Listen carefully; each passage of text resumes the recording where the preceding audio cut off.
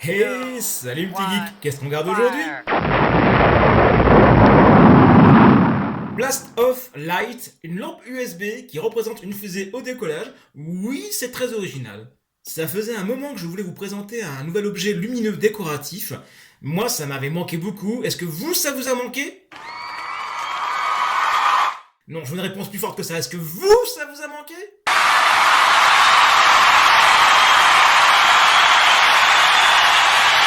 Ah oui, mince, je vous entends pas, hein, donc faudra mettre un commentaire sous la vidéo pour ça. On va donc regarder ça au détail et puis voir comment je vais l'intégrer au scénario lumineux de ma pièce geek. C'est donc une lampe fabriquée par Paladon, une entreprise qui devient mon nouveau chouchou en termes de luminaire geek. Croyez-moi, ils en font pas mal et ce n'est pas la dernière que vous verrez sur ma chaîne, hein. Petit tour du propriétaire au niveau de la boîte, pas grand chose à raconter, petit rappel à l'arrière du contenu, quelques recommandations. L'objet est à 29 €, mais je l'ai eu en promo au Micromagazine à 19 €, ce qui me semble un très bon prix. Ainsi, je peux vous dire qu'au tout début, j'ai cru que j'avais reçu une boîte vide. En fait, l'objet est très léger. C'en est surprenant. On pourrait croire qu'il y a un courant d'air, hop, ça s'envole.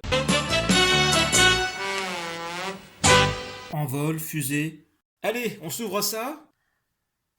À l'intérieur, petite notice pour ne rien dire, à part de ne pas le brancher en direct sur une prise murale. En même temps, on aurait du mal, hein, moins que c'est des gros gueudins en branchant deux fils à nu directement dans une prise électrique. Ainsi que le fait que les LED ne sont pas remplaçables si elles grillent. Donc merci pour le côté écolo. Bon, malheureusement, voilà, si jamais une ampoule grille, vous ne pourrez rien faire. Normalement, c'est censé durer 50 000 heures, mais on n'est pas à l'abri d'un défaut. Le câble, avec un embout micro USB côté lampe et USB côté alimentation. On retrouve ensuite l'arrière de la fusée, que l'on sort de cette manière. Et enfin la base, qui vue comme ça a l'air très tendancieuse. Oh, you touch my tra-la-la. Voici le contenu de la boîte, avec chacun des éléments. Tout est très léger, pas bien lourd. On va voir ça de plus près pour la qualité, hein. La fusée est très simple, deux couleurs, argenté et rouge. On a quelques problèmes de peinture argentée projetée sur les ailerons. Bon, pour le prix, rien de bien méchant, ça fait le taf. Pour la base, on remarque un interrupteur classique on-off que l'on pousse, à côté l'entrée d'alimentation micro USB. On remarque la partie jointe en bas de cette base, ainsi qu'au début de la traînée de projection où l'on voit que celle-ci s'imbrique dans la base. Sincèrement, on le remarque très peu en réalité une fois éloigné.